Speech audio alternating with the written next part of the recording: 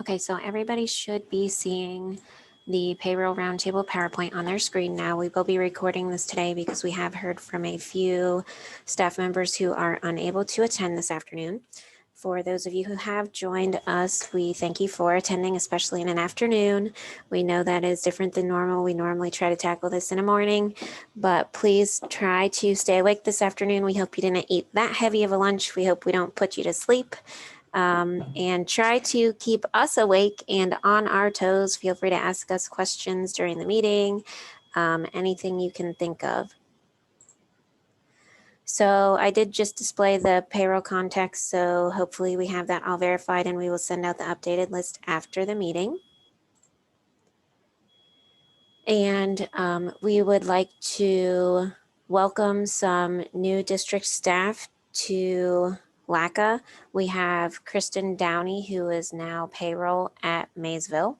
I don't believe I saw her join us today, so she may not be on the call right now, but she took Lindsay Maxwell's spot because Lindsay Maxwell moved to Tri-Valley. So we just wanted to make you aware of those changes within LACA districts. And then we are displaying some upcoming meetings on your screen.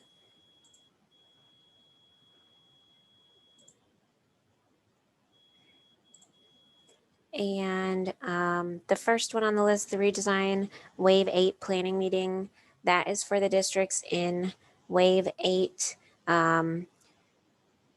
which our Wave 8 you'll see when Jake talks about the redesign update later. It includes 4 districts: Licking Valley, Newark, Foxfire Intermediate, and Foxfire High School. And we've actually already started some meetings with Licking Valley because their timeline is kind of overlapping Wave 7 and Wave 8. So we're going to be meeting with Licking Valley more separately. So this Wave 8 planning meeting is for Newark, Foxfire Intermediate, and Foxfire High School. So we hope you have that on your calendar, and we did send you an agenda for that this morning.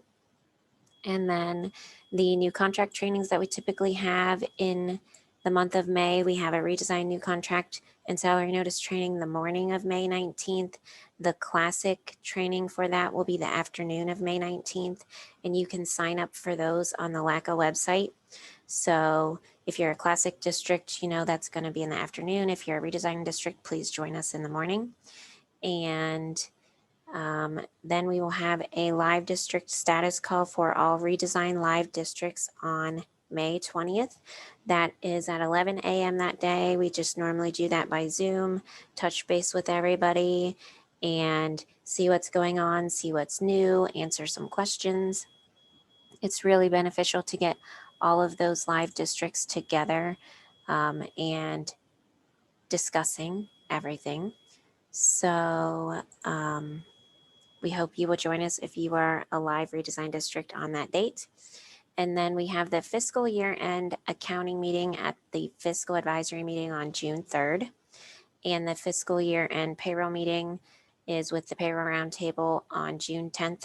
Those can both be signed up using the links on the website as well. And then we have an open lab the afternoon of June 10th, which we will, as of right now, be hosting by Zoom, where we will just post a Zoom session for an hour and you guys will be able to join, ask any questions that you have. You can share your screen if you need to. We can share ours and show you some stuff and get all of your questions answered. And if there are a lot of districts on and a lot of questions going, we will leave that Zoom session open for longer, but we will at least have it open for 1 hour just for anybody to join during that hour and ask questions as you need. And then we have a redesign advanced reports training on June 22nd for districts who are live on redesign at that point in time or implementing at that point in time. So that's mostly going to be any district through Wave 7. That will not be targeted at the Wave 8 districts yet. The Wave 8 districts, we will offer that training again for them after they get their basic training.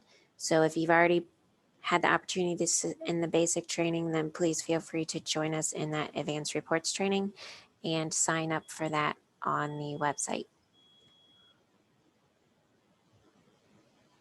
And Carrie, Kristen posted in chat that she actually is on. She's under one of the two Lindsay Maxwell um, logins.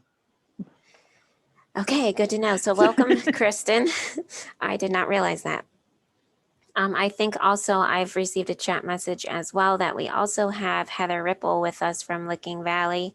And I think she was signed in under one of Tanya's sessions as well. So I think I might have saw Tanya listed on there twice, but one of those is Heather Ripple. So welcome, Heather Ripple, too.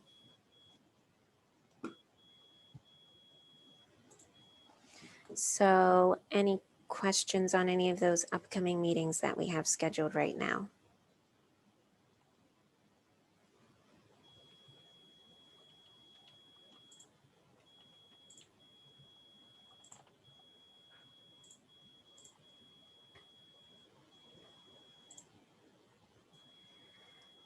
Okay, so our first hot topic today, you guys are probably honestly more familiar with this than I am because you would have received a notice from SERS as an employer explaining this.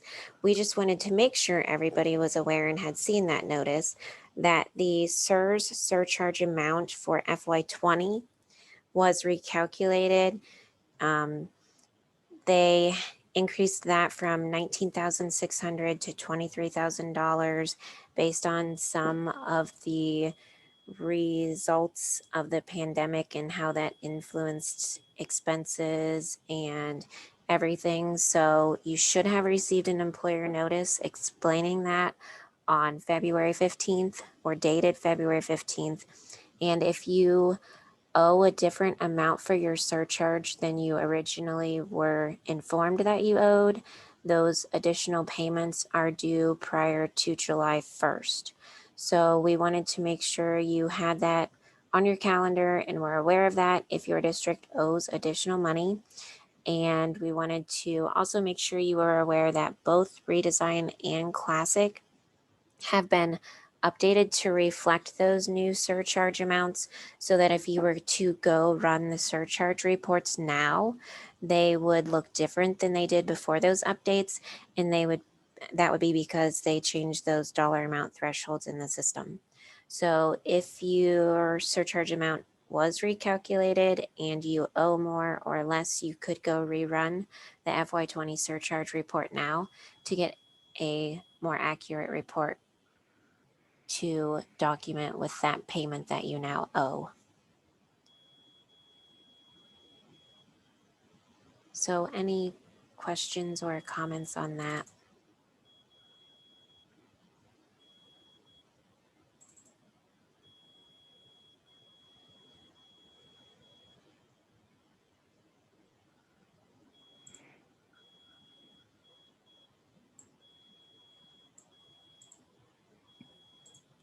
Okay, so we haven't met with you guys for a while, so following up on a few items from calendar year end, we did hear from a few districts that they had issues with some of their W-2 submissions. So one of our redesign districts was notified about their submission to the City of Columbus, and one of our classic districts was notified about their submission to the City of Lancaster. And they needed to make some corrections to their data and resubmit those files.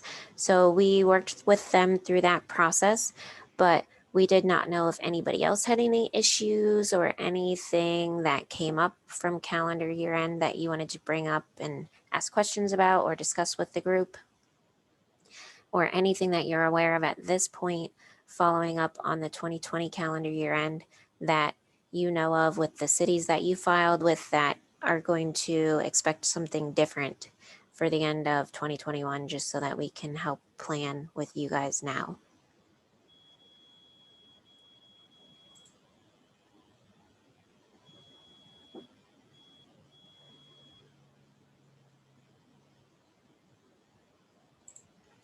And some of those issues that the districts ran into with the City of Columbus and City of Lancaster may have been related to this slide. We have looked at this slide before at some of our prior meetings where we've asked you guys to review your data. If you're in Classic, you can use Safari to pull your data out and try to glance through your names and addresses and see if this information jumps out at you as being incorrect. Or if you're in redesign, you can go to one of your different grids and filter your grid and then click that report button to get the information out in Excel and maybe review it quickly that way. But when we were working with those two districts to correct their files, there were issues with some of this information. And as we looked at the data for those two districts, we actually looked at some other districts' data, and we noticed that a lot of you actually have some of these problems in your data that were not corrected.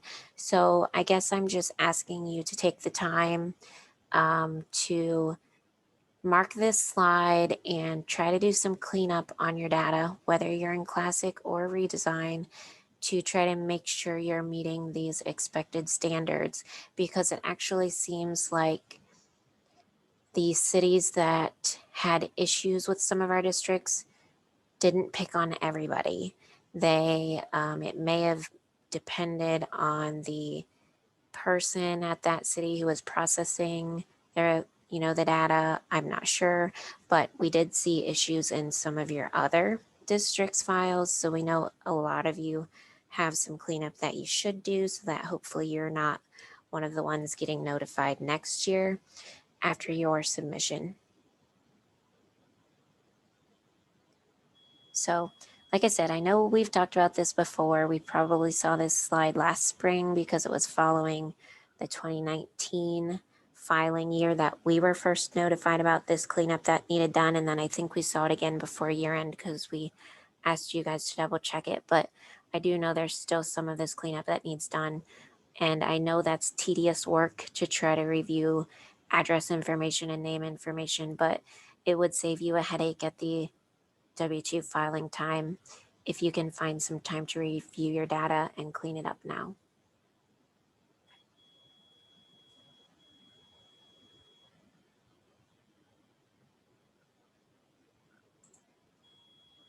Okay, so our next topic is EMIS, and I'm going to turn that over to Mary.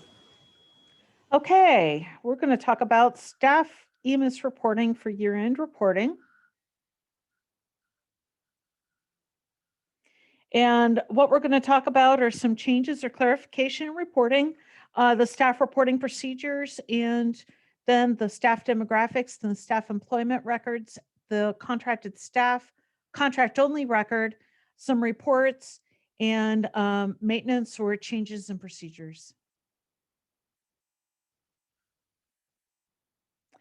The FY21 changes, there were no new fields, but what there were, position code 225 permanent sub can now be teacher of record. The position code 225 is when you hire a person as a sub and they are guaranteed work every day that school is open, but they may not be in the same position 2 days in a row. Well, previously, if they were put into a long-term sub position, you would have to change their position code to a 230 regular teaching position in order to attach them to that course master. But this year, you can leave them at a 225 and have them as a teacher of record for a class in a long-term sub position. I don't know if that will continue or if that will only be for this year. And then the other change was the position code 509 was removed as obsolete. I want to remind everyone that at year end, we are reporting supplemental contracts. Report the contracts when they're hired. Don't just wait and report them at the end of the year, but you should be reporting the supplemental contracts throughout the year whenever they are hired. And the premise on supplemental contracts is that they are non-renewed at the end of each year and that they would be reported with the separation date and reason. So you don't have to report them as separated if they did the uh, supplemental contract this year and they're not going to do it next year. You can just not report that record. Um, all supplemental contracts must have the position type of S. And then long-term illness. Any absence that consists of 15 or more consecutive days for FMLA related or personal illness has to be entered in the long term illness field. This is a subset of the absence days field. It is not um, in addition to or part of. So EMIS is not adding those two fields together to get the total absence. The attendance percentage is taken um, based on the attendance and absence, but the um, long-term illness is a subset. So you can't be reporting 10 days of absence and 15 days of long term illness. You have to have 35 days of absence or 25 days of absence, and 15 of that is long term illness.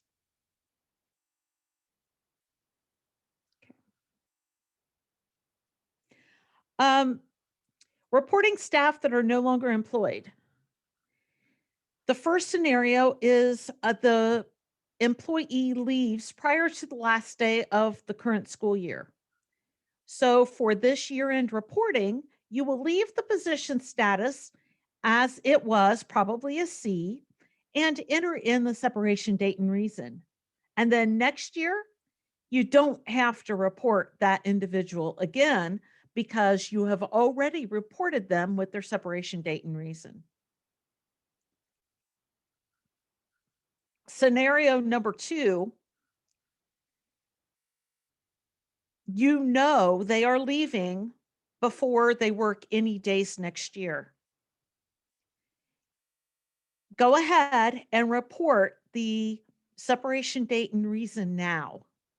So if you have a teacher that's retiring or an employee that's retiring effective June 30, go ahead and report their separation date and reason at in the year-end reporting. And then next year, again, you won't have to report them at all because they've already been reported as separated from your district. So it's EMIS will not be expecting that staff member to be reported next year.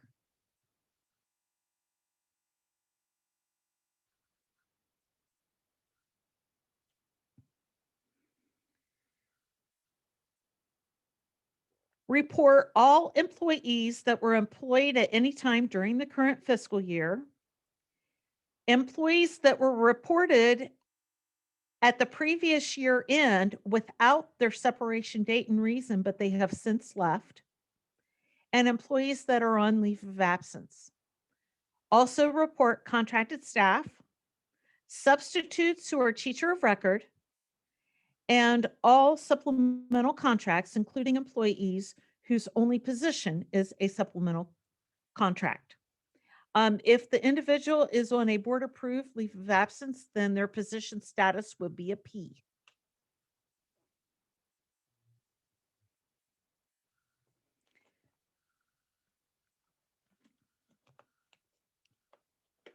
Contracted staff, we have a couple of types here. Instructional includes employees of the ESC, students that are sent to a non-EMIS reporting entity, such as Eagle Wings. You have to report the staff that are teaching those students as contracted staff from your district. They would have a position status of an A, contracted agency, and the FTE would be calculated as to how much of the time they are instructing students from your district. And then therapists, including occupational, physical, and speech therapists that you contract from an agency rather than hire them outright as employees. Non-instructional would include bus drivers, food service, and custodial that you contract from a company rather than hiring them on your own. So for contracted staff instructional, next slide, yeah. For preschool, if the ESC provides the preschool unit, they report everything about the staff, the courses, and all of the students. But for school age, they do not report school age students. They do report the staff records, the staff demographic, and the staff employment, and then they report a contractor staff employment record that points to the district that they have students from with the percent of time that they educate students from that district. The resident district reports the course master with the ESC staff member attached to it using that staff member's credential ID and a provider IRN of the ESC. That's what links those two records together when it gets to EMIS at ODE.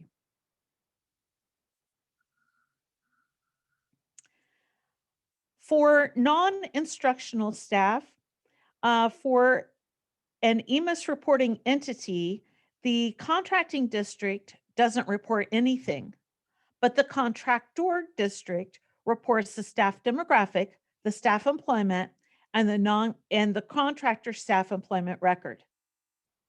If you are contracting with a non-EMIS reporting entity, then you can report the contract only staff record, one record per position code per contract term. This would be if you contracted your bus driving services from another outside company instead of hiring your bus drivers, then you would report that contract based on answering questions. Is this based on a specific hours per day, a specific number of employees? You can report that contract for that position code for the contract term and the amount of that contract instead of reporting all of those bus drivers individually.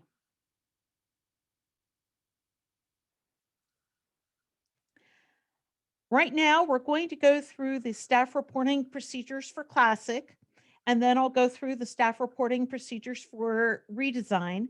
What we sent out, there were also a software neutral staff reporting procedures.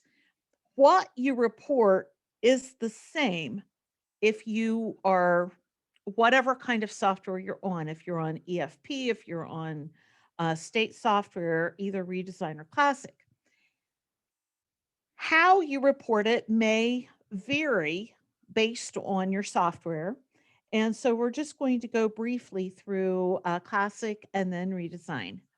The procedures for classic is you'll run USPCHG, the clear attendance if it's not already been run for you, report sum to verify your attendance and absence for your employees, then per det to see if you have any errors, make your changes, run the USP-EMS, the USP-EMX option to extract your data, and then transfer if the USP-EMX underscore emisr.seq file is created, transfer that file directly to the data collector.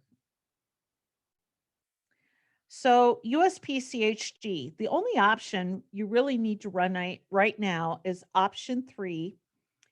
And that is to make sure that any jobs that had a separation date prior to, and I usually do June 1 of the previous year, to make sure that I'm not changing any one that needs to be reported to no longer report to EMIS. And then I want to run PERDET for position status U to verify that only people who did not work any day this year, but were not reported with a separation date and reason last year, are the ones reported with a U. If they worked any days this year, you have to leave their position status as what it was as a C. Make sure all jobs have a calendar stop date. If the person is a sub currently, you'll report the position status of a U, but you won't have the calendar stop date on that record. Clear attendance. If long-term illness has not been entered for this current fiscal year, you can run clear attendance to clear the long-term illness field before entering values for the current year. Um, we have this as one of our steps of fiscal year end closing, but it's always a good idea to make sure that the prior year data has been cleared before you start entering data for the new year. This next chart shows how attendance and absence days are counted for EMIS attendance and absence. And this is, if you have any questions when you try to calculate someone's attendance and absence for EMIS, then refer to this and it should answer most of your questions. But this is a really good chart. You can run the report sum to verify the attendance and absence for the year, and you could possibly identify employees that may qualify for long-term illness. I use a lot of qualifiers in that sentence because there is no way for the system to calculate anyone or identify anyone specifically that would qualify for the long-term illness because it is looking strictly at the number of absence days. Um, an ABS 101 or an absence detail report um, by individual would allow you to look at all of the absences for individuals and be able to see if the days that they were off were consecutive and if they were off 15 or more consecutive days. Um, but the report sum would be a guide to show you, oh, this person had 30 days of absence. I wonder. And then you could look at detailed absence reports on the individuals then that you see that have days that may potentially qualify for long-term illness.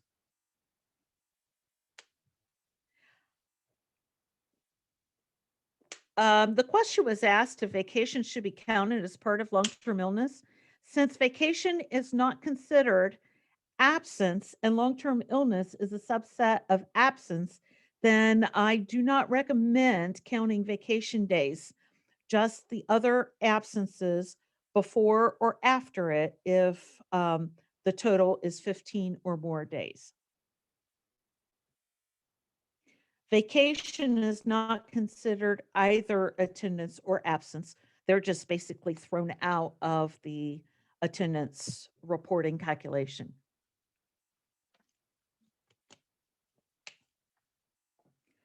Run PERDET first for errors only for those reportable to EMIS.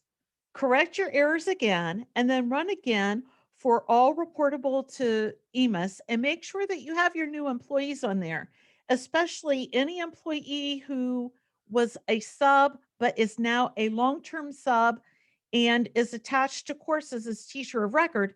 That person does need to be reported. So you do need to make sure that anyone who was hired during the year is reported correctly. Make the changes on the demographics on the bio screen or the dim screen. And some of the fields that people forget to update is the education level and the semester hours. The years experience are incremented in the fall based on the prior year.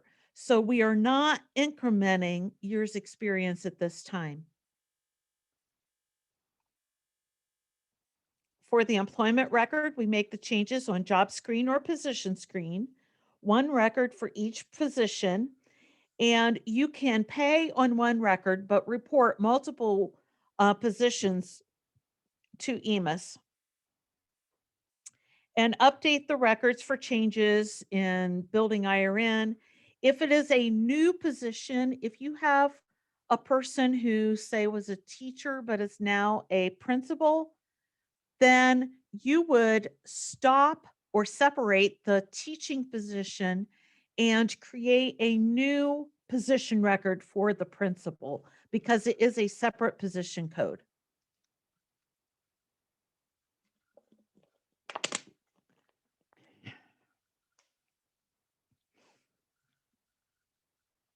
The USP EMX extracts all EMIS reportable staff data. There are two output files that may be created, the USP EMX.seq and the USP EMX underscore EMISR.seq. Don't try to print or view these because they're not in a readable format, but they are used for reporting.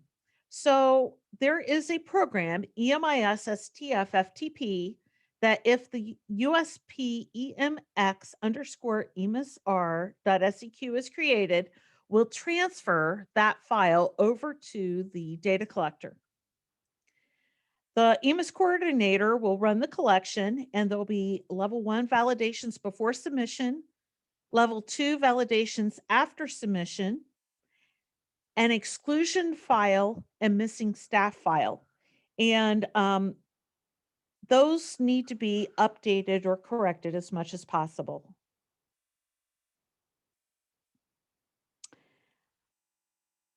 The contractor's staff employment record is contracting staff to another EMIS reporting entity. We already talked about this a little bit of what they are. And the contracting or receiving district reports no staff data, but the contractor district reports the CJ, contractor staff employment record. This is maintained in USPS Web on the employee in the EMIS entry screen. And then when you find that employee there, then add to create the CJ record. You will enter in the position code, the district, and the percent of time.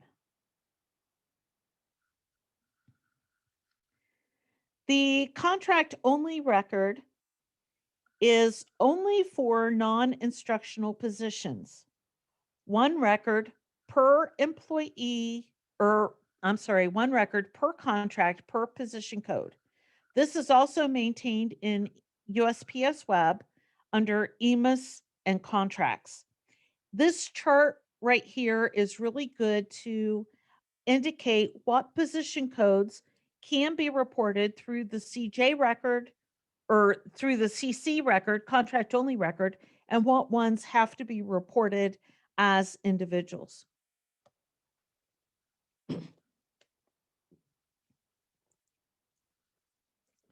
To make corrections for staff changes, all changes are made in payroll. The data is pulled live at each collection. Communicate with the EMIS coordinator when they go to pull the data from payroll. If you are running check update at that time, there may be an issue. And we'll have this on a later slide, but prior to fiscal year end close of Classic, all staff EMIS data needs to be finalized. Run the USP EMS, the USP EMX option for a final time, and notify LACA to copy the files to the data collector. At that time, then I will let the EMIS coordinator know to only do the SIF or the data sources collection and not do the SIF collection anymore for payroll staff collection for the remainder of the FY21 staff course collection. Are there any questions about Classic?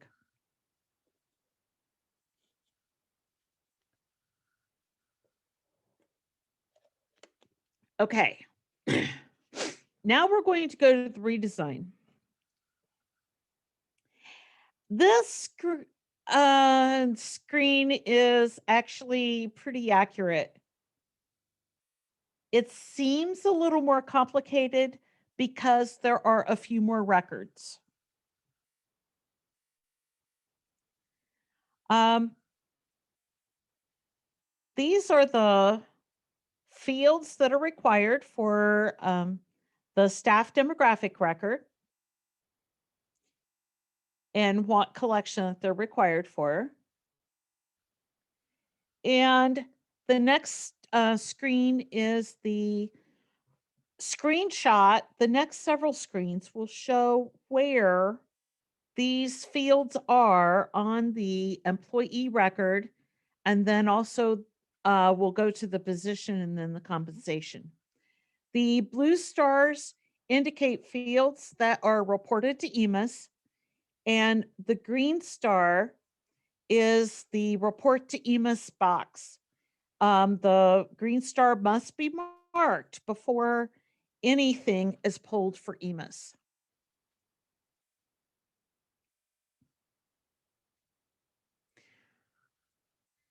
So you can see there are a lot of fields that are pulled on the employee record, and a lot of data that gets pulled here. And there's another screen of employee information. Now we're going to talk about the position and the compensation. We have a chart of the CK record, the staff employment record, and these are all of the fields that are to be reported. The next screenshot has all of the fields on the position record that are pulled. And this is pretty colorful. Again, the blue are required fields to be reported. The green is the report to EMIS. If we don't have that green checked, then it's that position record is not going to be pulled for EMIS reporting. The red stars are for position code 415 for a qualified paraprofessional that is working with Title I students or positions working with special ed students. The yellow stars are the EMIS override. If you equate back to Classic, they are on screen 2 of the job screen, the EMIS contract info fields. This is where you would put the information if what is in the rest of the compensation record is not what needs to be reported. So case in point, first scenario, mid-year contract change.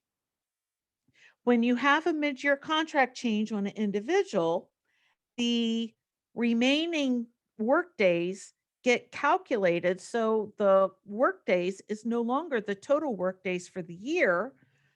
It is how many workdays are remaining on that compensation record. So you will need to enter the total workdays for the year on the EMIS override workdays field for that position so that the workdays are reported accurately. You have a position that say, well, you have a contracted staff that you have to report. You are not hiring or paying this person, but they work at, say, Eagle Wings and teach students from your district. Excuse me.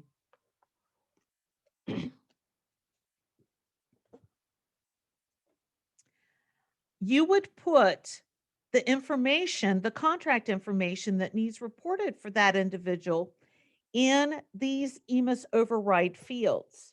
And then their compensation record would be blank. It would be marked report to EMIS, but the fields would be blank on it because it would know to pull from these fields on the position record.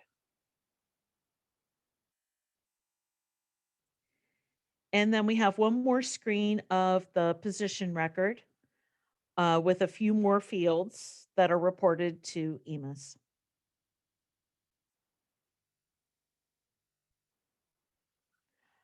Using the drop-down option will list all of the valid values for that field. For example, using the drop-down option for the position code will list all available position assignments. Now we're going to talk about the compensation record. For each position, only the most current compensation record should be marked as report to EMIS, which you'll see on the next slide. But these are the fields that are reported to EMIS off of the compensation record. And then on the next slide, the report to EMIS box is here. So you have 3 pieces that need to be marked report to EMIS for the total of the person to be reported accurately.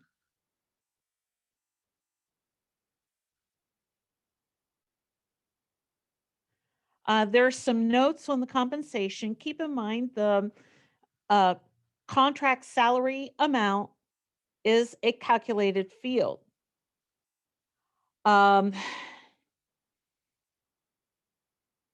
If there is something in the contract amount field, it will pull the contract amount.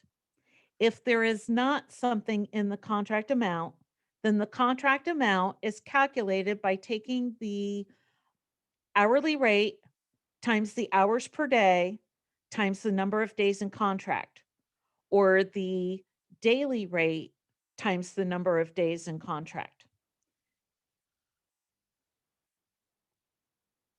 How am I to report extended service time? Extended service days are only required for ESCs.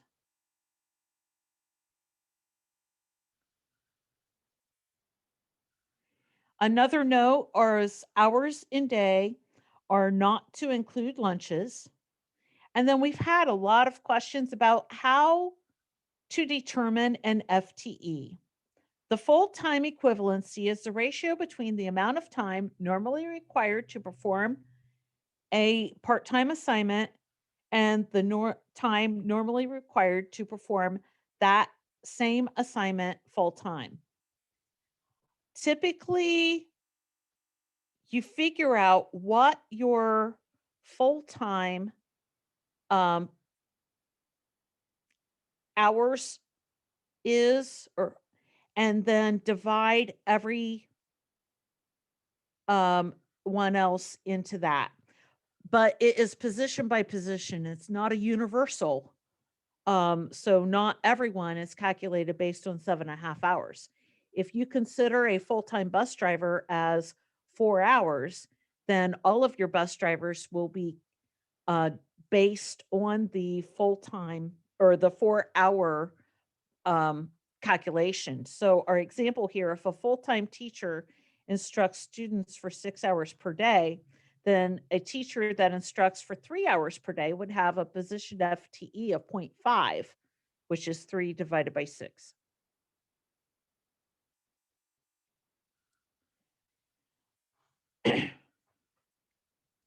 So the compensation extras, creating dummy jobs for EMIS purposes, but pay on one job. And I already talked about that a little bit on how you do that by making sure that the information is put on the EMIS override fields on the on the position record, and then the compensation record, even though you have to have one and have to have it marked as yes to report to EMIS, it will be blank. The SIF data collection. When a SIF collection is performed on all staff data,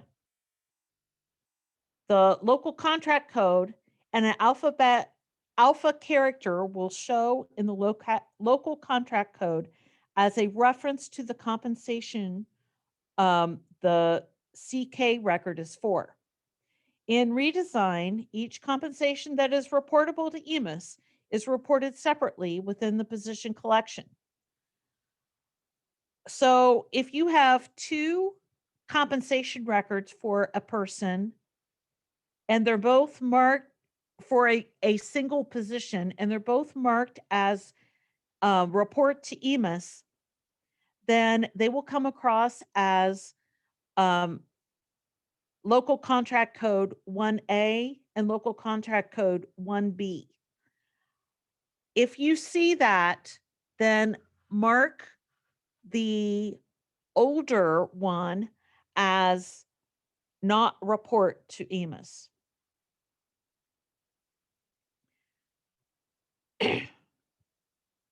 And Mary, there was one question that came up in chat about extended service days since they're only required for ESCs. If you have teachers or guidance counselors that are contracted for extended days, the districts still want to report those just as part of the normally contracted work days. You just don't use the extended service days field, That is correct? correct. Okay. The number of days has to be added to the number of work days. The amount for that has to be added to the contract amount.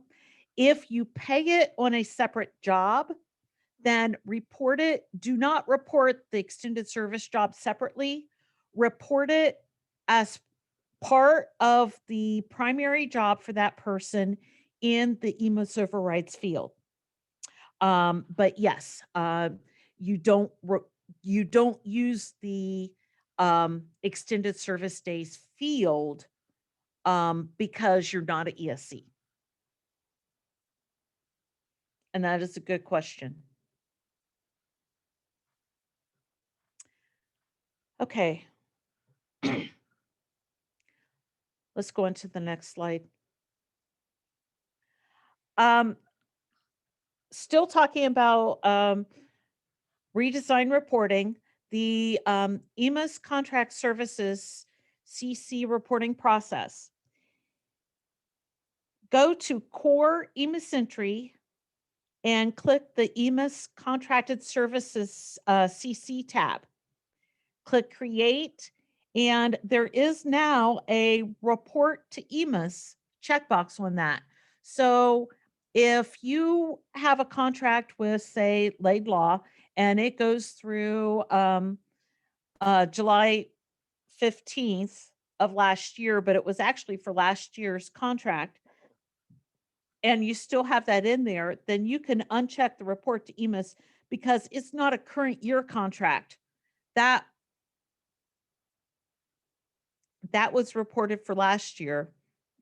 So this year you would add your new contract and you would mark your current one to be report to EMIS.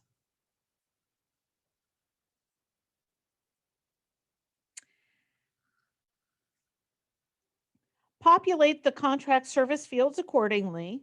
Click the save when you're done. And then at the top of that screen, there is a extract CC button.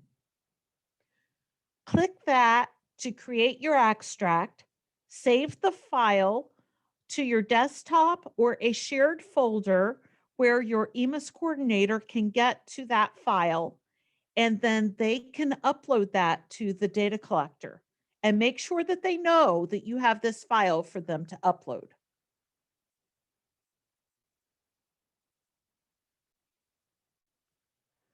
And then the next screen is just a screenshot of what the file layout looks like for the CC records. For the EMIS CJ records, this is a similar process. Go to Core EMIS Entry and click on the EMIS Contractor CJ tab.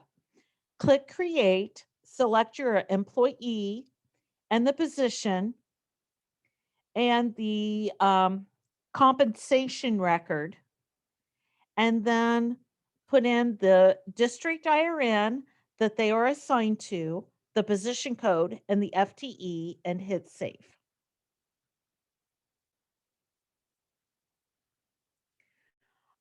Populate the contractor fields accordingly, and then the same way as you did for the CC, you're going to extract the CJ file. Click on the Extract CJ button at the top of the screen, and then save that file to a shared folder where your EMIS coordinator can access it so that they can upload it to the data collector, and make sure that they know that you have this file for them to upload. And then we have a file layout of what the CJ record looks like. In the checklist that you received, there are quite a few reports that have been added to the redesign to verify your data um, before your EMIS coordinator pulls data. But once they pull data, we have the level 1 validations, the exclusion report, the missing staff report, which compares active staff in FY21 with what was reported in FY20. And if there's anyone that was not separated in FY20 with a position code of a C or position status of a C and is not being reported this year, then they will show up on the missing staff report. We do need to fix those. And if you have, say, well, I had one of these last week, a educational aide got their state certification. So now they have a state staff ID. So what we need to do is you need to send in that the ZID that was attached to them needs to be replaced with their current state staff ID. And I will send that ticket to ODE and have that link made on their end. After submission, we have the level 2 validations, which include the TLC report, which only comes for the first staff course collection window, and then the career tech reports.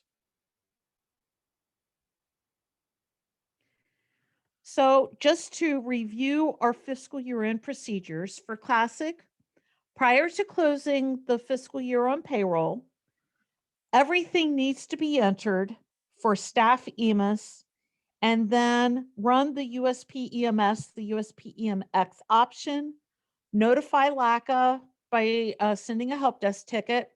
I will copy the files up to the data collector and then notify you and the EMIS coordinator that the EMIS coordinator will only run the data sources collection for the remainder of the FY21L staff course collection. For redesign, the staff EMIS will pull based on the compensation record that is marked yes to report to EMIS. There is no need to archive the last set of data. The EMIS coordinator will continue to run the SIF collection along with the data sources collection. When you are doing your new compensation records for the next contract year, do not mark the FY22 contracts as EMIS reportable. Once we have completed the EMIS reporting, and this will be part of the start of year staff checklist, then we will have you filter your grid to change the report to EMIS on the FY21 compensation records to no, and the report to EMIS on the FY22 compensation records as yes. The staff collection closes August 6th of 2021. Are there any questions about anything I have gone over?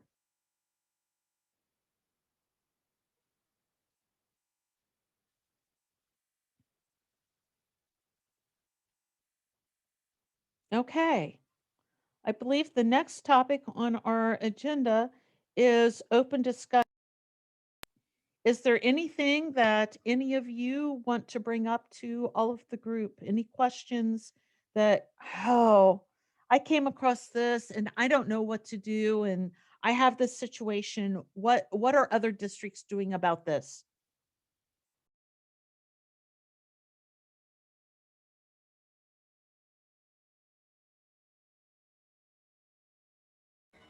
Mary, just a quick question, and this is probably kind of a weird one, but since we just switched over from classic to redesign, do we need to check any of our EMIS fields? I'm assuming everything just flowed over naturally and all of those fields that were filled in on classic are filled in on the redesign. Yes, they are. I'm glad you spoke up, Brenda, because currently the switch to poll data for Lakewood and Johnstown has not been made from classic to redesign. So I need to follow up on that. I have put in a request, but that has not been done um, yet that I am aware of. So I will make sure that when that change is done, that your EMIS coordinators are aware that when they pull data, start looking, just review it um, to make sure that nothing is being reported that shouldn't be. But yes, whatever you were reporting before should have come over correctly and should be reported accurately now, but there might be a few quirks. Okay, I was just going But to run a yeah, report and double check those fields. So, okay, perfect. Wonderful. Thank you. yeah, but I will let you guys know when that switch has been made. Okay, thank you. Mhm.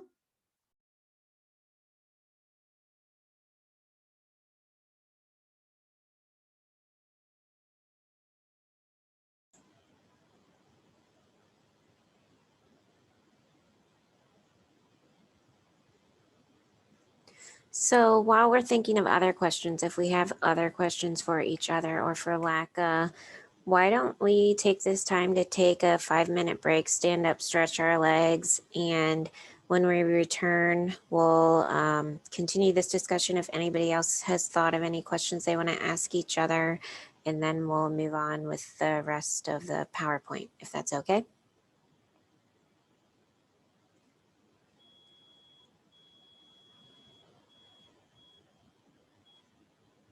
So I have that it's 2:03 right now, so we'll come back about 2:08. And hopefully everybody will have a question to ask after eating their cookie.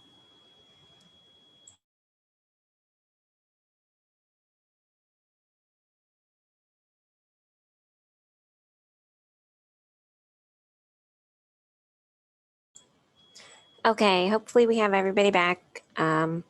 Hopefully we all stood up and stretched and we're ready to jump back in, and we either have all of our EMIS questions answered already or we have one that we're ready to ask. So did anybody think of any EMIS questions or anything else that they would like to ask LACA or another district on the call today?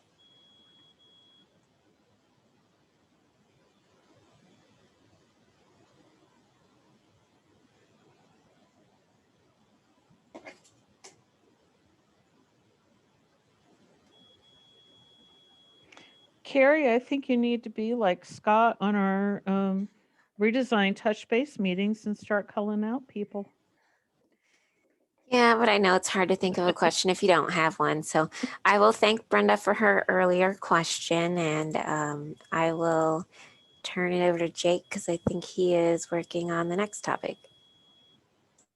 Sure. I will try to keep you posted here on a couple of current fiscal projects we have going on. Start off with the kiosk. The timesheet module is now ready. So if your district wants to try that out, you can contact us and we can get you set up and try to test that out. Also earlier this week, Carrie sent out an email about deactivating users if they no longer need access, just to help out with some billing related to that.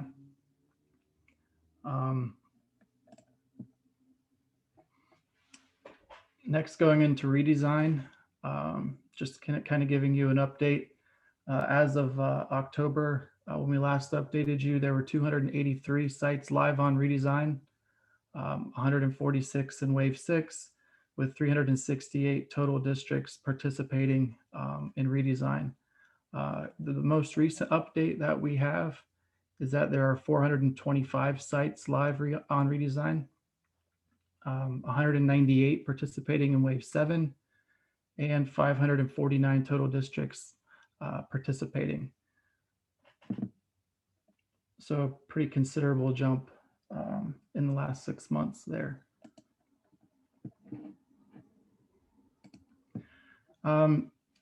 As far as current conversions and future conversions with the remaining redesign districts, Wave 7, Johnstown, and Lakewood are now live on redesign. Lancaster and West Muskingum are currently paralleling and doing their dual entry. Wave 8, as Carrie said earlier, consists of Foxfire High School, Foxfire Intermediate, Newark. With Licking Valley, hopefully we'll be working with them over the next couple months to try to get them live by the beginning of July. Wave 9 consists of the remaining districts. And then we have Northridge that we will put in our schedules at some point, but we need to work with them to figure out a good date for that.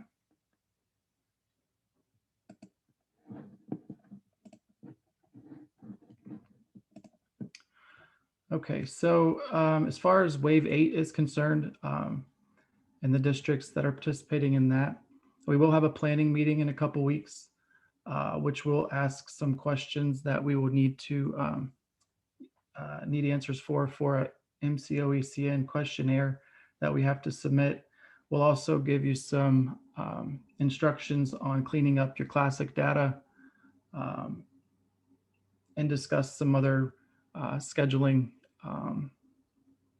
for the migration for this particular wave. We'll then have a kickoff meeting at some point in which we'll go further into what needs to be done, and it'll also be a good time for you to start contacting your third-party vendors. We'll also do our 3-day training prior to the parallel, and then the parallel data entry will begin, and that'll be in September and October of this year.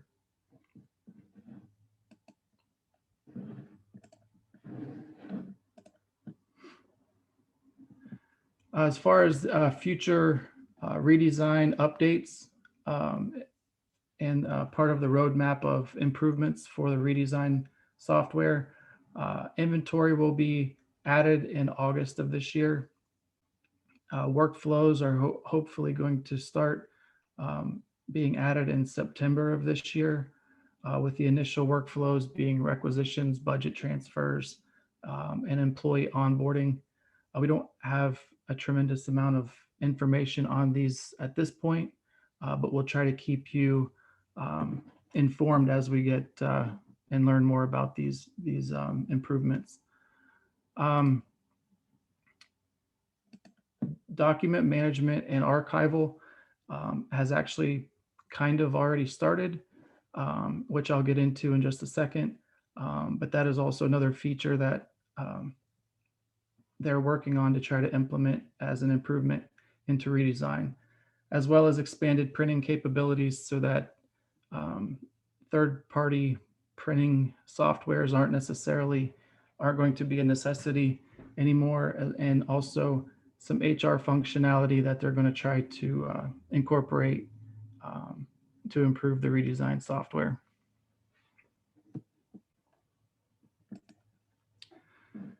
So like I said, document management and archival is something that they're already starting to possibly work on.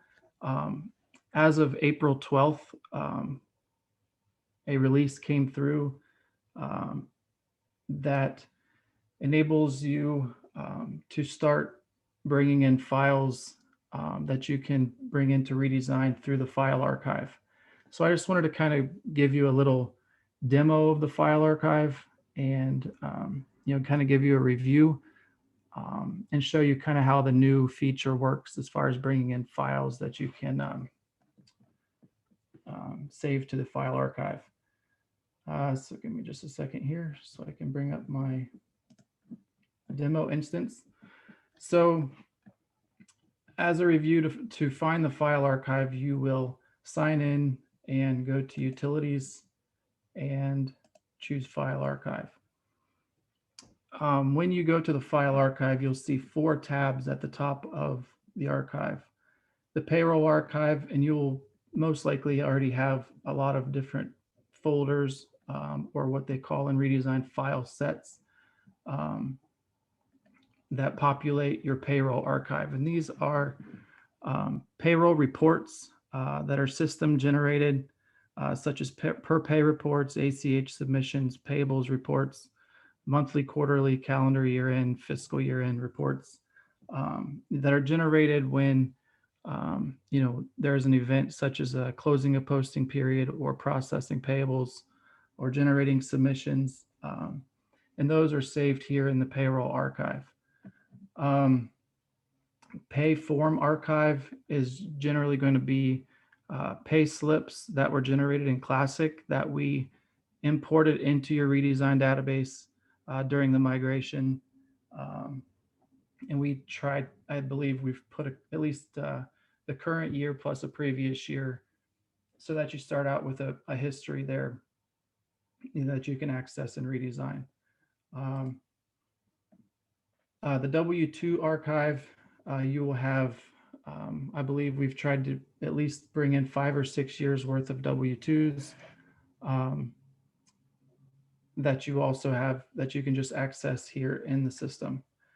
Now, what I really want to spend the rest of my demonstration on is this new tab you will find in the file archive called Other.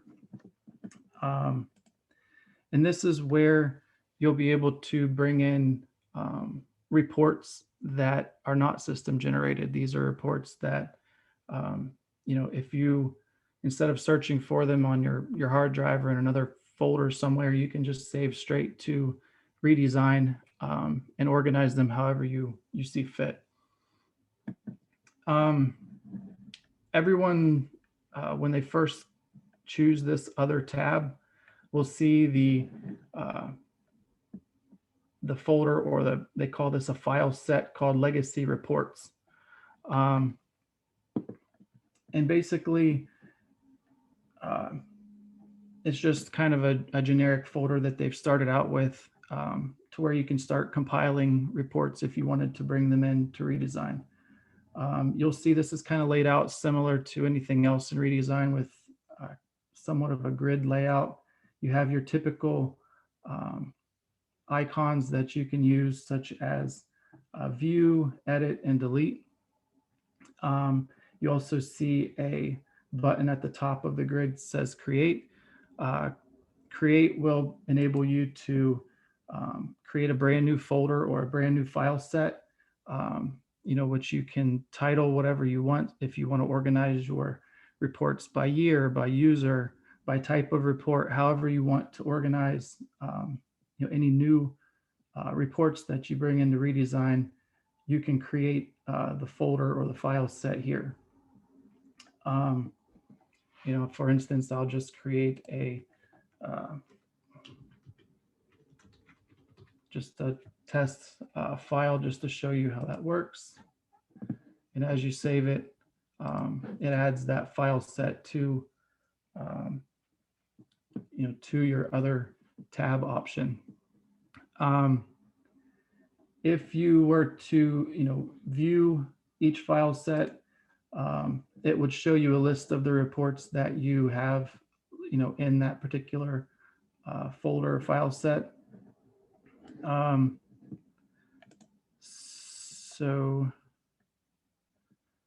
I'll show you since I showed you kind of how to create a new folder, I can show you now how to add the files to the system if you'd like to do that.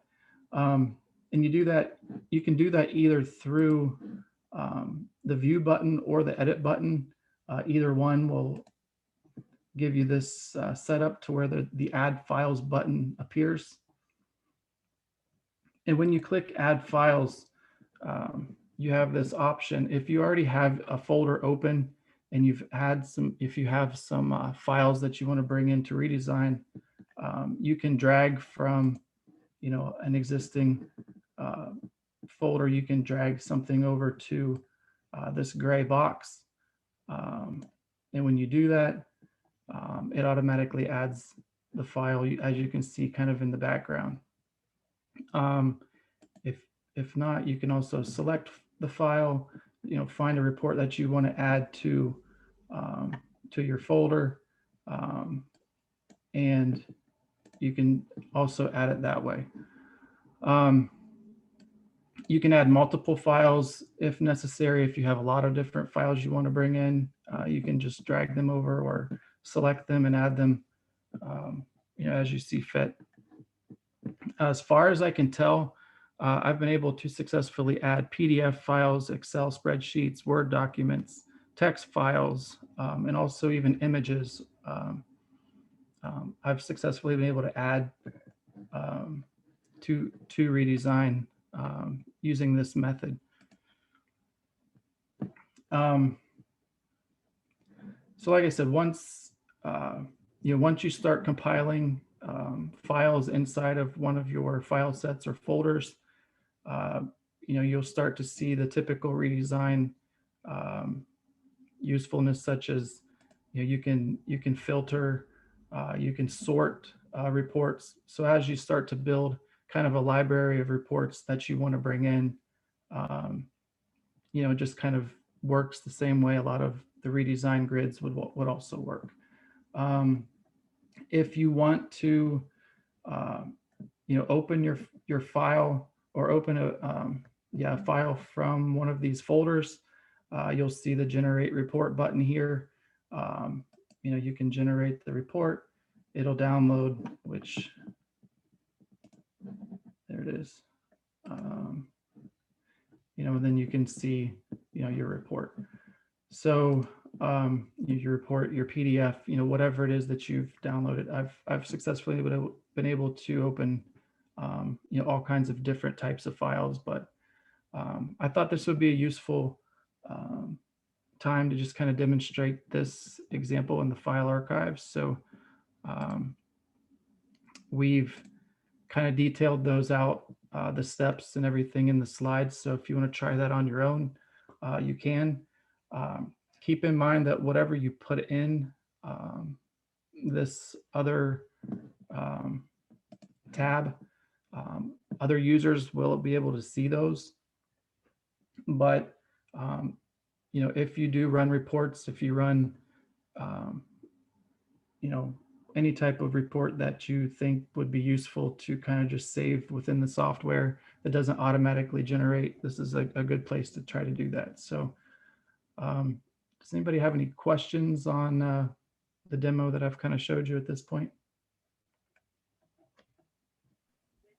Hey, Jake, it's Tanya from Licking Valley. How are you? Good. How are you? I'm good. So just a quick question. Have you noticed any limitation on how big the files can be? Because like from my perspective as a treasurer, once I'm thinking of uploading like my audit report for each of the years, et cetera, to have them in quick access. Have you noticed? I haven't tried to down or import any large files at this point. However, we had a recent meeting and we've been told that the size of the reports or the size of the file archive does not impact performance in any way. Okay. So at this point, we haven't heard of any limitations as far as the file size or how it impacts the rest of the software.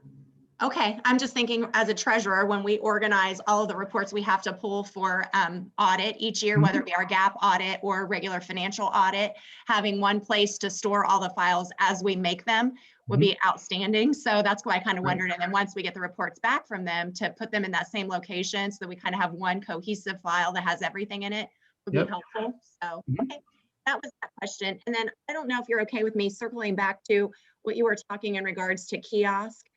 Yeah. Is there any type of demo that's available? Because obviously once we convert, kiosk is something that I'm greatly considering. And I have not been exposed to the timesheet option. I know how to use kiosk itself because other districts I've worked for has had it, but I've not seen the timesheet piece, and that may be something I'm interested in. Is there a demo, or could we set up a time for you to maybe go over that with me and let me take a look? That's a good question. Carrie, do you have an idea? I can check with state software and see if there's some sort of demo site that we can use for timesheet, but since we don't have a LACA district using it, I don't locally have a demo site for it because we would have to work with somebody to do the setup before we would have access to that. But we can make note of that, see if state support has a way for us to demo that before actually going through some setup, and get back with you on that, Tanya. Okay, that'd be great. I appreciate both of you.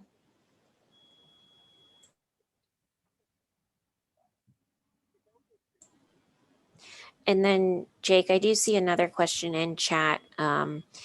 If a user is not seeing the other tab in the file archive, they see payroll, payform, and W-2, but not other.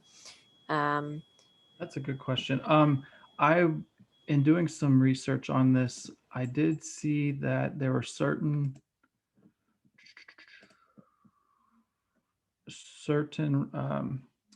access levels that were supposed to be able to see the other option.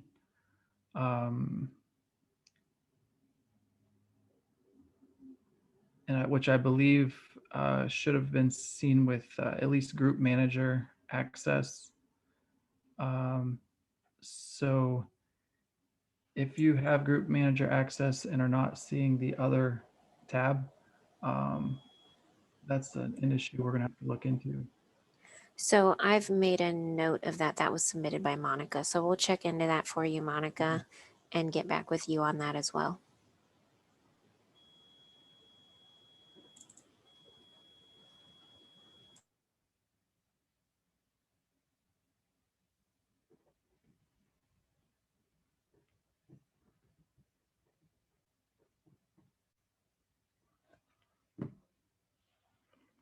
Okay. Okay, and I see another comment in chat that Jolene doesn't see that either. So we will double check that and probably end up just sending a message out to everybody after the meeting just to clarify who should see it. Maybe there's a setting we need to enable in databases or something. So Right. we'll send a message out to everybody to clarify that afterwards. All right.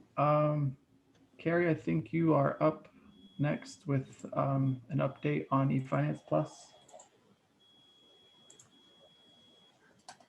Okay, let me.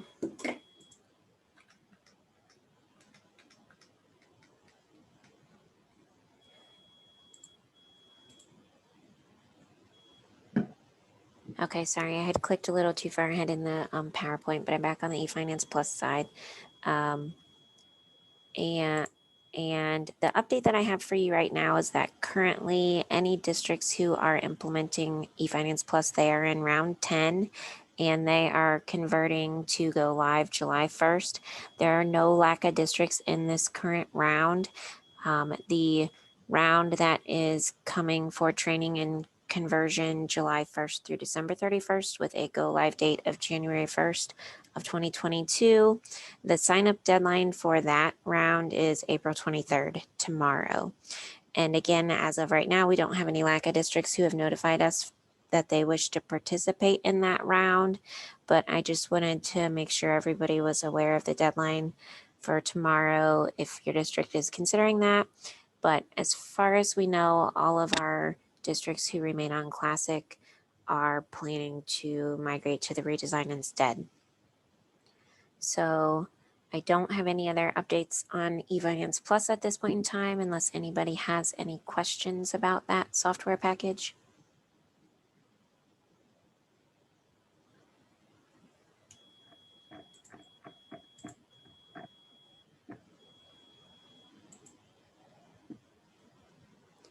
Okay, so the last category I believe that we have on our agenda is the state software topics that we're going to kind of discuss classic and redesign both on these three state software topics that we're going to discuss.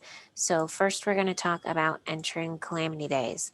So if you had any calamity days this fiscal year where your buildings were closed, your teachers were not working, your staff were not working for a snow day or for some other reason, then you need to make sure you're entering those calamity days on your work calendars.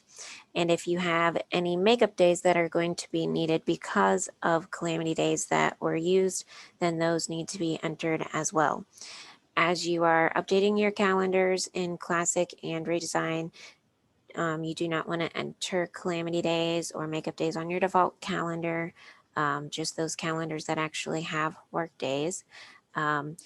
We do remind you to think about supplemental calendars if your supplemental calendars have work days and if they were impacted, because a lot of times people forget about those calendars.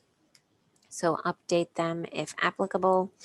And if your district used remote learning days instead of old-fashioned calamity days where people just stayed home and didn't work that day, if you had a remote learning day, then that gets left as a work day on the calendar for EMIS reporting purposes.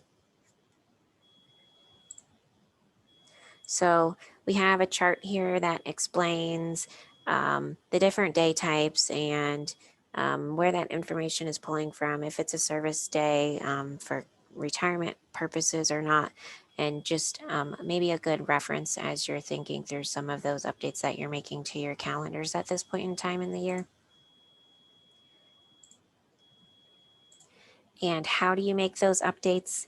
In Classic, you're going to go into the USPS DAT menu and select the calendar maintenance option and select your Shift F4 to modify and change the day type from a W from a work day to a C to a calamity day. Or if it was a makeup day and you're adding that, then you're changing a blank day to an M for a makeup day. Whatever the change is, go ahead and make that and then save your changes. Similarly, in Redesign, you're going to make those changes on the core menu. You're going to select Job Calendar and click Edit next to the calendar that needs to be updated, and then go find that work day that you need to change to a calamity day. Right click on that and select the calamity day type instead of the work day, or go find that non-work day and change it to a makeup day, and then save your changes. If you are needing to make these changes to a lot of calendars, instead of going calendar by calendar, there are ways to do this in bulk in both Classic and in Redesign.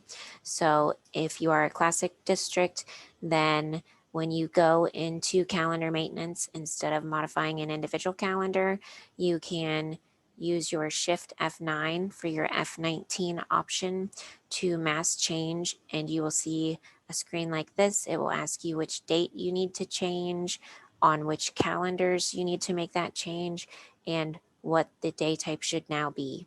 So you would fill out that screen and execute that mass change. And in Redesign, at the top of the job calendar grid, you have a mass change button. And when you click that, you will get to enter that date that needs to be updated, select the day type that it should be, so like the calamity day or the makeup day, and then go down to your list of available calendars, move the desired calendars to the right into the selected box, and then click save, and that will make the changes to all of those calendars at once. So that's hopefully a quick way for you guys to update all of those calamity days and or makeup days if you need to make some changes for this year.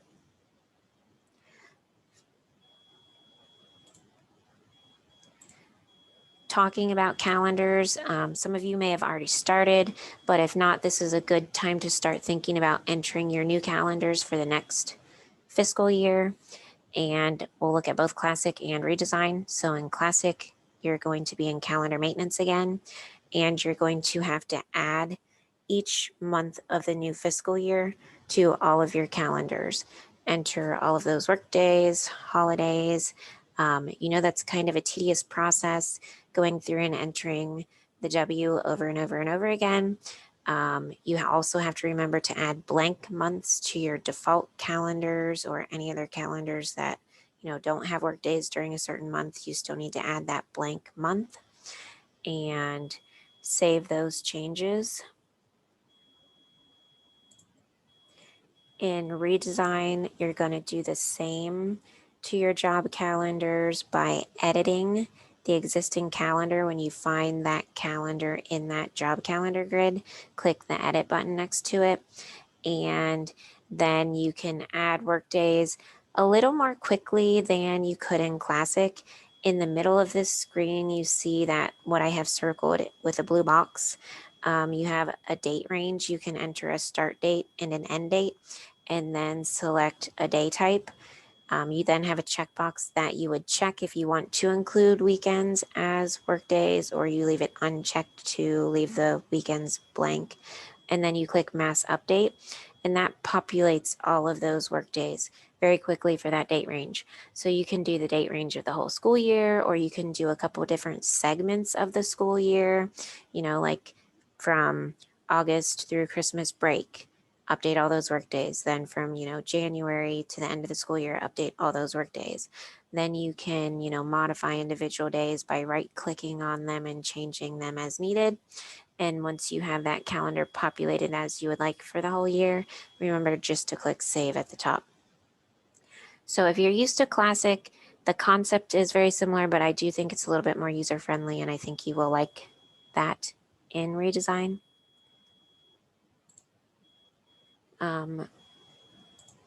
Both classic and redesign also have the ability for you to copy one calendar to another calendar. So as you're building those new calendars for next school year, if you build one calendar that's kind of like your base calendar and it's very similar to a couple other calendars, then you can copy that one calendar over to the other calendars, and then you just have to make minimal modifications after that. So in classic, if you need to copy calendars, that is on the USPS DAT menu, also in calendar maintenance. You just look down at the bottom and you have those different function keys, and it's your F20, so your shift F10. And that allows you to copy. You enter the type that you want to copy from that you've went out and built already, and then what date range you want to copy to what other calendars, and execute that program. Then just go select those other calendars and make any modifications if you need to, if they're slightly different. The same in redesign. You build one calendar that's kind of like your base calendar, and then you go to the top of the grid and you click that copy button, and you have a drop down to then select the calendar that you already created for the new fiscal year, and you have a date range that you can enter that you want to copy those work days for. And then you have that list of calendars that are available. Move the desired calendars to the right into the selected box, and then click the copy button at the top. And all of that workday information that you populated on the one calendar will be copied to these other calendars, and you can just go edit those newly copied calendars to make the minimal changes if there's a day different here or there.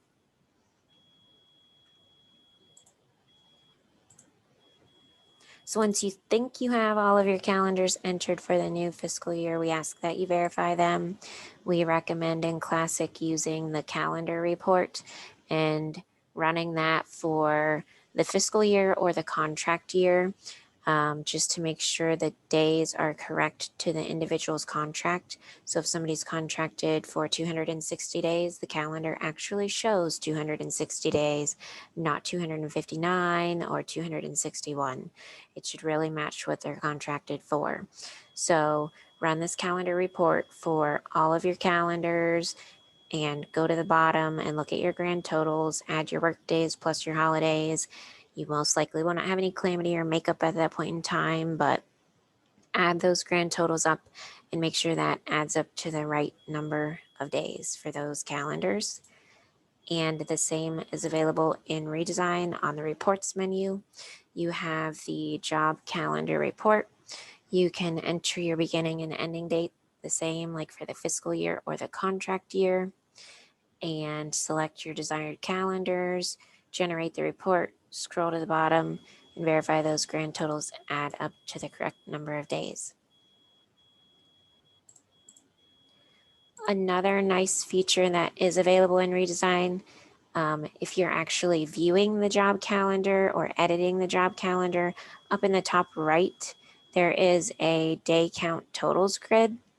So this kind of gives you a snapshot of several different totals: the current fiscal year, the current calendar year, current quarter, current month, and a custom date range. So you, instead of running the report from the reports menu, if you wanted to just view the calendar, you could come in here and enter a custom start and stop date, your custom date range of next fiscal year or the next contract year, and it'll spit out your workday totals, holiday totals right here on the screen on that calendar for you to verify if you would rather verify it that way. So any questions on updating current year calendars or next year calendars? I don't have a question. I just have a comment on the redesign calendars. I think we've asked to see if there's a ticket out there to make them a little more, I don't know, readable, that people our people are questioning like how they're laid out, and they now print on 2 pages instead of just one.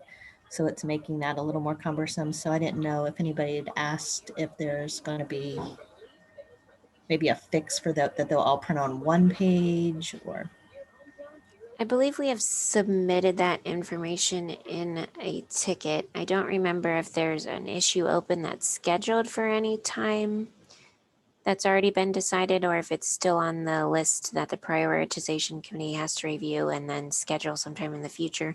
But I believe we have submitted a ticket with that feedback, but I can double check and get back with you Mary on Ann, that too. Or I okay, think we've each submitted a ticket. because I think we've had multiple LACA districts ask, Yes. and every time we get the question from a different district, we go ahead and submit it because statewide they monitor how many districts are requesting it, and the things that are requested more frequently are reviewed more quickly, possibly, just because they know more people want that. I know So this has been requested a lot more than most requests we get. So hopefully that's something that they start looking at soon. and I and just maybe we could submit it in like capital letters with explanation points. I know we have submitted it, Brenda. In fact, I think I actually was the one that submitted your request, but Cool. I know that we have submitted, I don't as remember. Jake and Carrie both said, Yeah. we have multiple times. I don't remember if it's been scheduled. Do either of you, Jake or Mary, remember if it's actually on a roadmap yet, or if it's still one of the ones that could be added to a future roadmap? I don't know.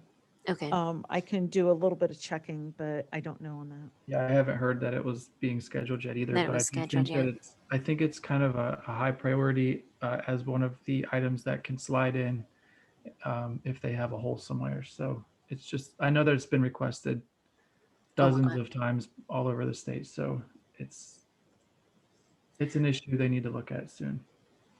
Yeah. So we'll see if we can find a status update and let you know, like if we think it's coming sooner, if we've heard anything yet. But thank you, Mary and Jake, for confirming that we have submitted it already as a request.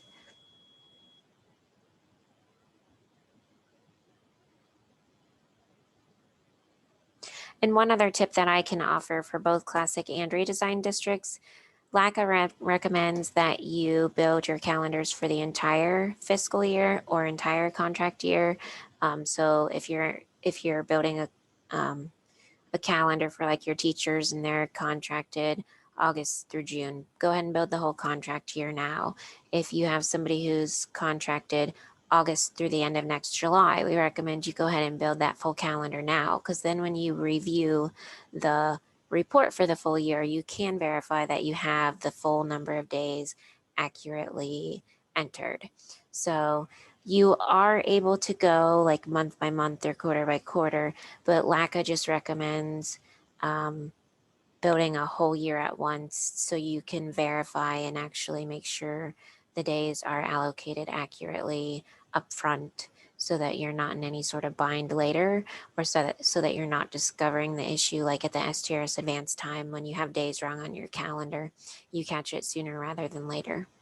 And Carrie, doesn't redesign recalculate based on your calendar that the job is attached to the remaining workdays in contract when you do mid-year contract changes? That is true. And so that is true for actually the full new contract too. So in Classic, I guess my statement of it, you can do it month by month or quarter by quarter. That's really only a Classic statement now. That's really no longer possible in redesign. It will not be. So redesign districts, if you have previously went month by month or quarter by quarter, you will have to do a full year for your compensation records to calculate contract days correctly. Thank you, Mary.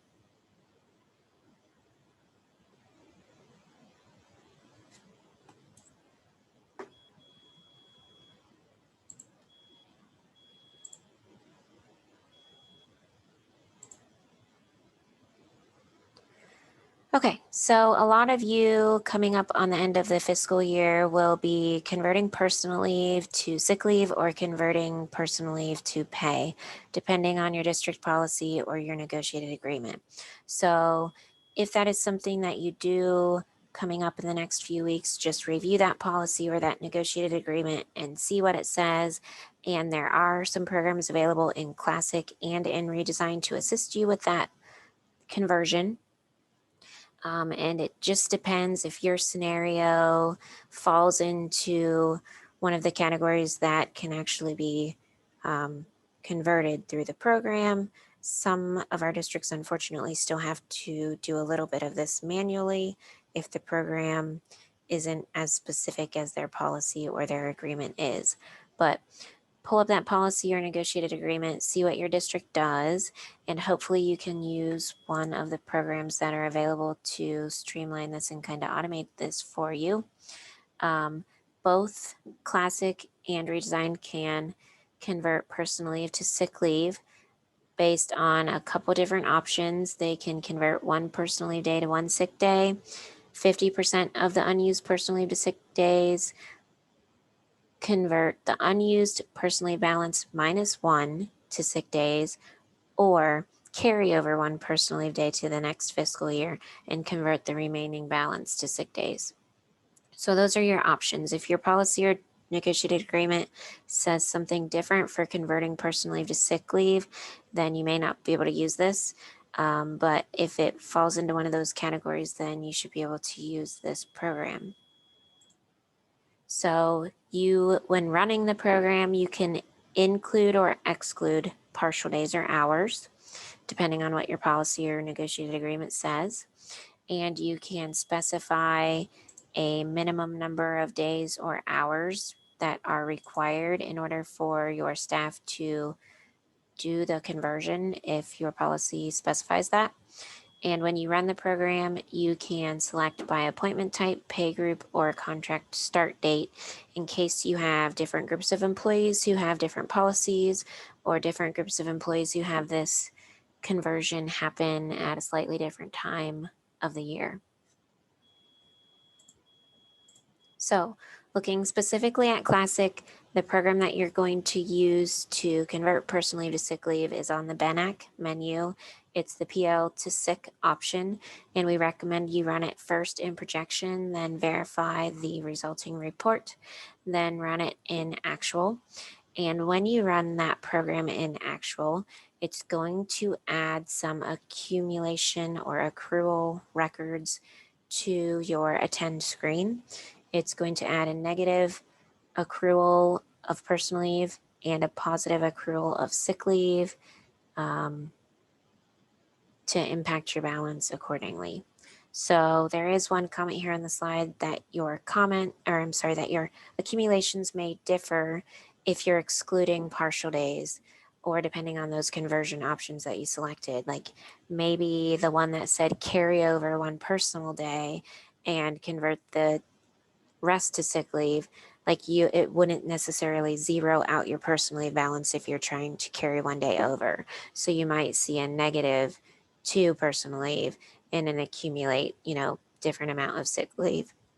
So that's just what that comment's saying, that even though our example shows -3 personal and 3 sick leave here, you could see different results depending on your selection options.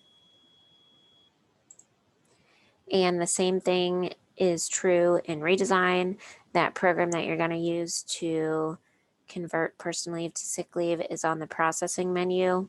You would select benefit update and projection, and then convert personal leave to sick leave. On that tab, we recommend you run it in projection and verify the report. And if everything looks good, go ahead and run that in actual. And the system also automatically puts those accumulation records out there for the negative personal leave and the positive sick leave to impact your balance of those leaves accordingly. So we just have a screenshot there, just like we showed you a screenshot on a 10 screen of what those accumulation records would look like.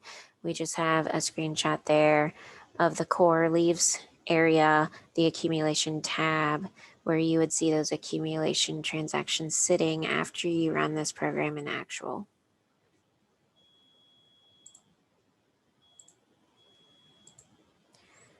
Okay, so maybe you are converting personal leave to pay instead.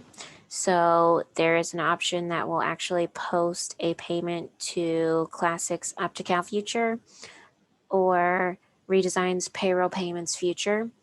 And it would be posted as a miscellaneous pay type using the pay account from the first eligible job, so the first job eligible for the leave, or the first active job.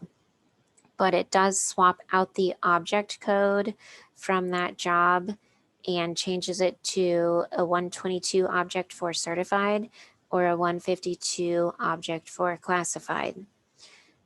This goes ahead and enters a number of units based on what's getting paid out. And then that would appear on the pay stub description for your employees to see, so that hopefully they can make some sort of sense of what they're getting paid for. And when you are running this program, you can enter an effective date or you can leave the effective date blank. If you leave the effective date blank, it will automatically pull that pay into the next payroll. Or if you would like to populate the effective date field, then you would want to enter a date that falls within the period beginning and ending date of the payroll that you would like this pay to be pulled into.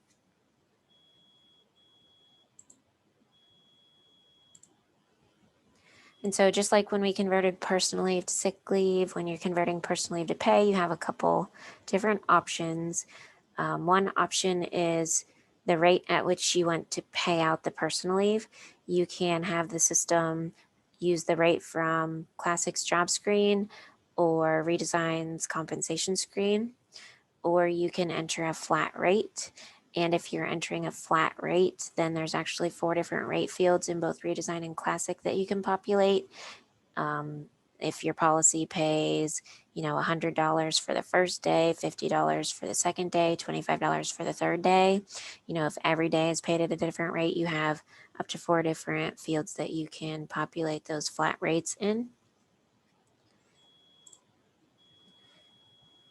And when you are converting personal leave to pay, you can select an option to zero out the personal leave balance or to retain the personal leave balance, which seems a little odd because you're paying out the personal leave. So why wouldn't you want to zero out the personal leave?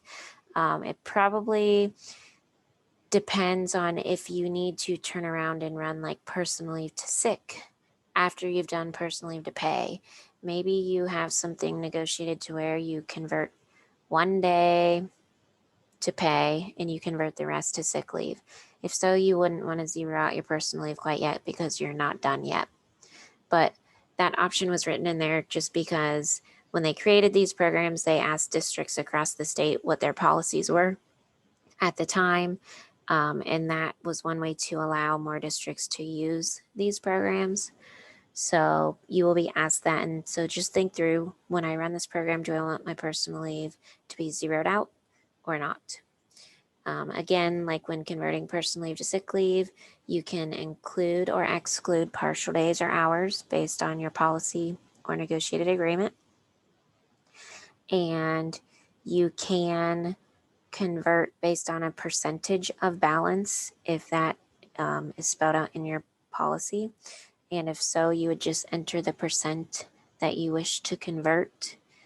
There are some comments there based on that conversion, if you're converting based on a percentage, that if you do not include partial days, then the partial days are subtracted first, then the percentage is applied, or the percentage entered does not affect the option to zero out the personal leave balance. So if on the option above you said zero out my personal leave balance, but convert based on like 50%, it's still going to zero out the personal leave balance.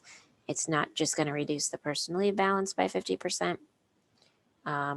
It's just going to pay based on that 50%. So again, a lot of these options may not apply to you. It all depends on your policy or your negotiated agreement, what you're trying to pay out. So if needed, you can specify a minimum number of days or hours that are required to convert. And you can run this by appointment type, pay group, contract start date, or specific employee. So on personal leave to sick leave, we could run it by appointment type, pay group, and contract start date. This one adds by specific employee so that you could convert personal leave to pay by a specific employee if that allows you to use this program more easily. So looking specifically at this program in Classic, if you're a Classic district and you want to use the program to convert personal leave to pay, you're going to go to the BENAC menu and select the PL to pay option. We recommend running in projection and reviewing that report. If it all looks good, run it in actual. And when you run it in actual, you're going to get those negative accumulation records for the personal leave added to a 10 screen. If you answered yes, zero out my personal leave balance. And you're going to get that miscellaneous pay type added to future if you answered yes, post to future. So if you said yes, post to future, we then recommend you run your FUTE pay and verify that everything looks okay. So we have two screenshots there for you. One of the attend screen with the negative accumulation records that will be posted by the system, and one of future with that miscellaneous pay type that would be posted by the system.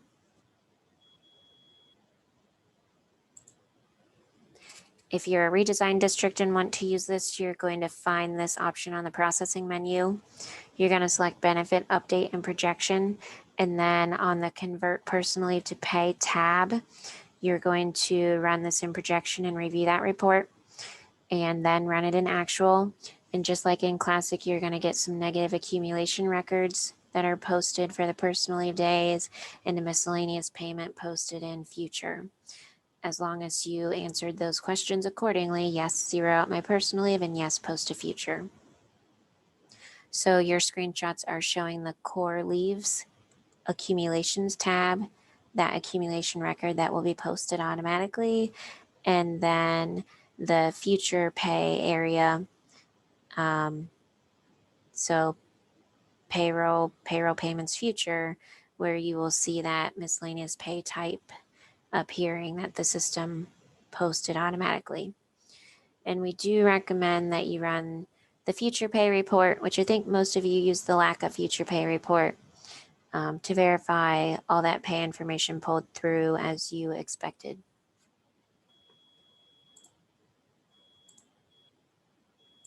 So We just wanted to review those options so you knew what was available and where to find those options on the menu in Classic and Redesign, because that may be something that you're going to be worrying about in the next few payrolls coming up as we approach the end of the fiscal year. So any questions on those?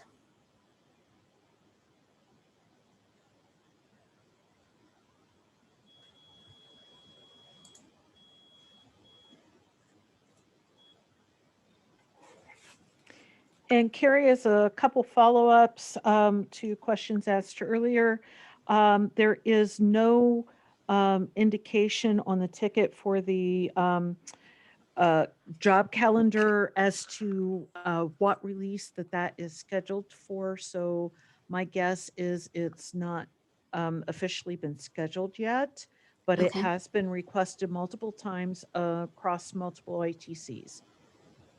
Okay, thank you for And checking, Mary. then we also checked, and we did not realize that when the file archive other option was added in the release, that it was not added to any of the roles. So we are discussing a couple of options. We do have a ticket to SSTT to see if that was an oversight in adding it to the roles, or if we need to create a role so that individuals will be able to view that tab. Okay, good. So we will still, I think Monica, Joni, and Jolene all commented on that. And others may have thought the same, but I'm just not pretty sure that commented. I'm pretty sure that no one has access to it But- now that we've looked into it. Yeah, but we will let you guys know when you will have access. So we'll get it squared away if we need to do something or if SSDT plans to do something, and we will let everybody know when they can see that tab.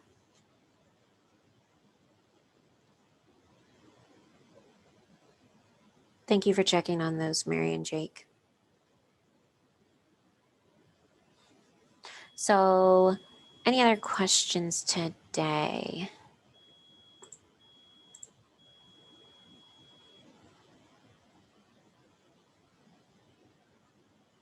So there is a question in chat. If an employee has 3 personal days, can they convert all 3 days into 3 sick days? Yes, with the programs in Classic and Redesign, that is possible if that's what your policy permits.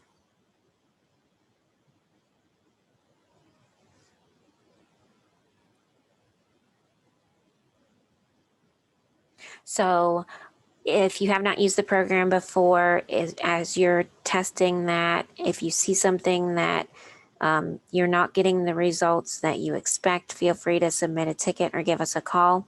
But I would recommend maybe just going in and running that now in projection and making a few selection options. And as long as you're running in projection, it won't hurt anything. And you'll get a projection report. If you were to run it at this point in time in the school year, what would happen? You have this many people with this many personal days, and how many would get converted to sick days? And so you can play around with those different options until you get the result you want on a projection report now. And then when you have to do that, actually, since if you haven't used it before, you'll have a better feel for it maybe.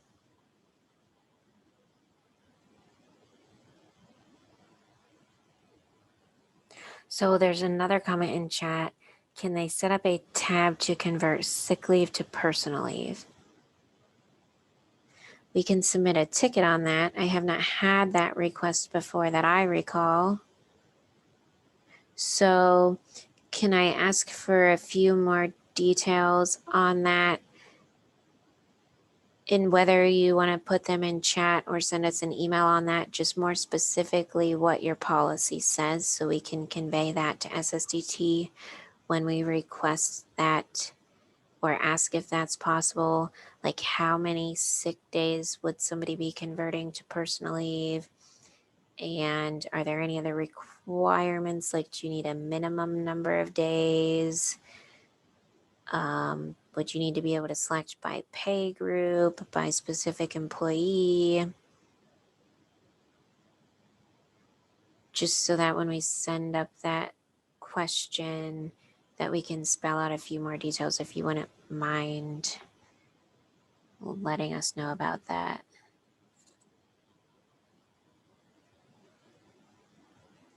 So if they go above 150 sick leave days, meaning if whenever their balance passes 150 sick leave days, their leave is converted to personal leave. Am I understanding that correctly? So it's at any point during the year?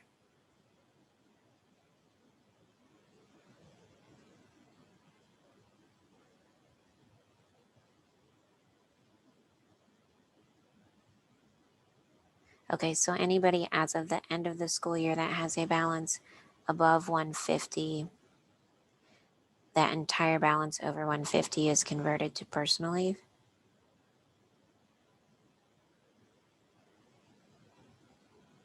I think I like that policy. I think every LACA district should adopt that if we can get this to work. No. Yes, that's amazing. So then going forward, they would move forward with a balance of 150 sick leave days, and then their personal leave can grow. Okay, no. Maybe I misunderstand. Or maybe the no was related to something else. So at the end of the year, if they have over 150 sick leave days, anything over the 150 is converted to personal. 15 days accumulated per year of sick leave. Is there a maximum on personal leave? Okay. So as of the end of the year, if I had 155 sick days, 5 of those would be converted to personal leave on top of what any other personal days I already have. And then the rest of the year, I would start with 150 sick days at the beginning of the fiscal year. I might get up to like 165 by the end of the year if I never used a sick day. And then those next 15 days would go to personal leave the next year. Okay. And then I can use all of those 15 personal leaves? Maybe they have a requirement on the number of personal days they can use at a time. Correct. You have a Wow. A limited number that can be used. Okay. Well, I think we understand the request. We can request it. I don't know, again, like kind of how we said before, the more frequently something is requested, the quicker it is to be added to the software, and the more likely it's going to be added to the software. So I can't promise that this will be added if it's a very local specific thing that you guys have negotiated. But we will ask if there's any easy way to convert. Maybe there is even a way that we can think of to do it through like mass load. Maybe not necessarily through the conversion program. Maybe we can come up with another pretty easy way to do it if they can't add it to the software. We'll see. So thank you for answering those questions.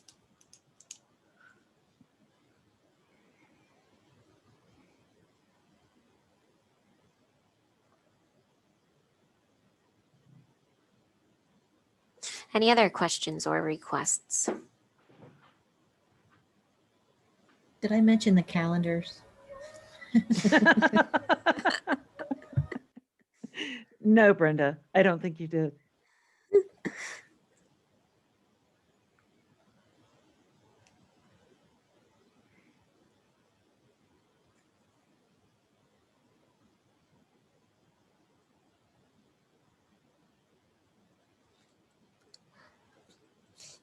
Okay, well, I do appreciate the questions that we did receive today, and I appreciate everybody's attention and those of you that joined us. We will post the recording to the LACA website. I don't know if all of you are familiar as to where to find that on the LACA website, but I'm going to the LACA website right now. Hopefully everybody can see that. When we post the recordings, they are up here at the top. You have this link to LACA's YouTube page. And that will load. I normally go straight to the videos tab, and then you just get a list of all the videos that we've posted.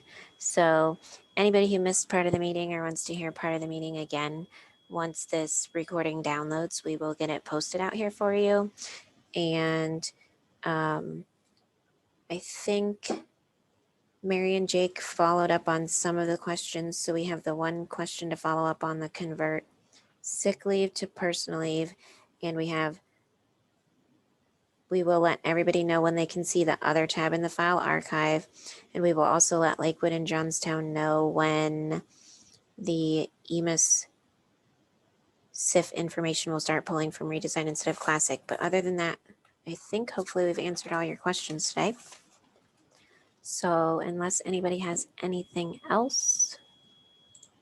I might add another ticket in for Brenda just for calendars for the heck For of it. calendars. That would be amazing. So thank you everybody for joining us. It was nice to hear everybody today. So have a nice afternoon, everybody. Thank you.